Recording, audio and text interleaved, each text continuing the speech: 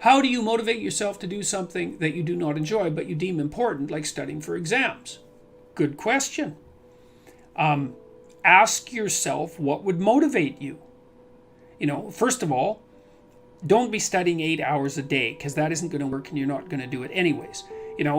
Would you start studying 5 minutes a day? Seriously, could you bring it up to 10 minutes a day? What would you have to do for yourself to get yourself to sit down for half an hour a day and study intently?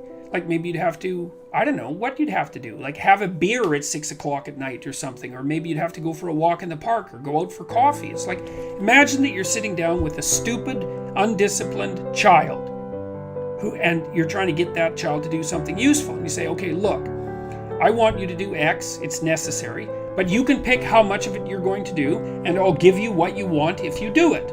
Well, ask yourself that, see what happens.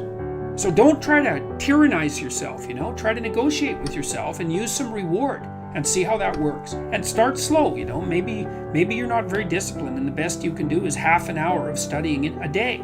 Well, start with half an hour. Increase that 5 minutes a week.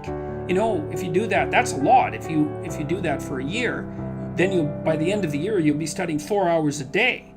So you could that's just with 5 minutes a week, right? Because that's 250 minutes in a year. So start ridiculously, pathetically. Study for 5 minutes a day for a week, and then move it to 10. You'll be able to do that. And don't cheat, because one of the things people do is they make a deal with themselves like that. I'm going to study for 10 minutes a day, each day. And then they get into it and they think, wow, this is going really good. So they study for 2 hours, and then they've broken the contract with themselves and they don't trust themselves anymore. And then they don't study for a whole year. Or, well, maybe not. For a month. So, but set your contract. Ask yourself, what could I do to move myself forward to my goal that I would do? And then how could I improve that incrementally? So that's the right way of going about that. So, okay.